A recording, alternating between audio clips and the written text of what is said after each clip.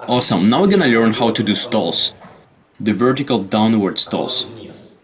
There are upward stalls, downward stalls, and also horizontal stalls. But for now we're gonna be learning the downward stalls. You can do a stall using one hand or both hands. You could do it inside or outside, or in one direction.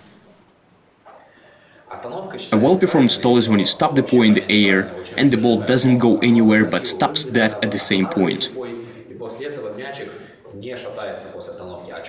That's a clean stall. Let me show you an incorrect stall. You stop it and the ball is moving. This is not correct. You need to stop it as cleanly as possible. And here's why you need to learn this. Actually, a stall is a very important move and you definitely need to learn it.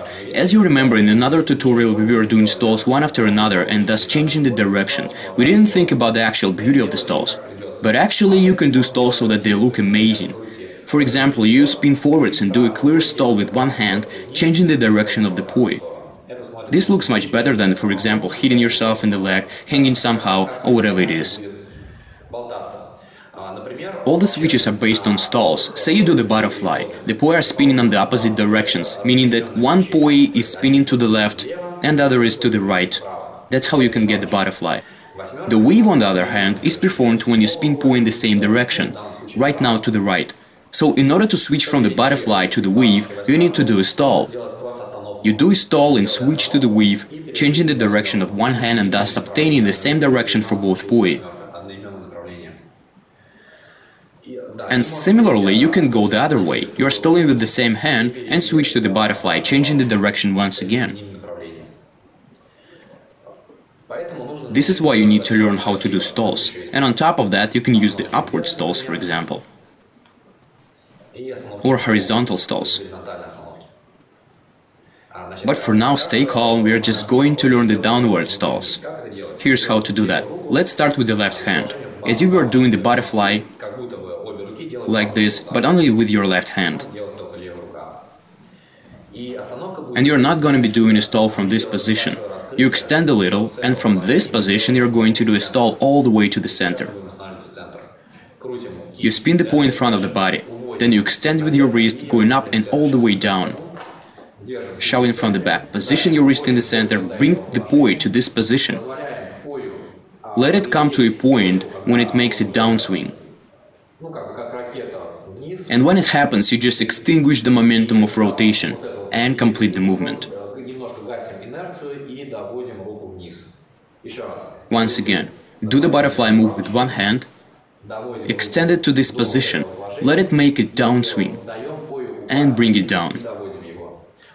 Just try it out and most likely you'll succeed after some practice. By the way, it's much more difficult to do it with strings, especially if they're lengthened when you're spinning. My strings, for example, are not lengthening much, but if yours are, they could do something like this. Well, if there's anything you can do, try to do it. For now we're just doing an incomplete circle. But actually the stall could be much shorter. But for the training purposes you can bring the poi here, do a few circles, do the downswing and complete. Without doing any extra circles, you bring the poi down. You slow down the progression of your wrist and the poi comes down stopping that. Then you do the same with the right hand.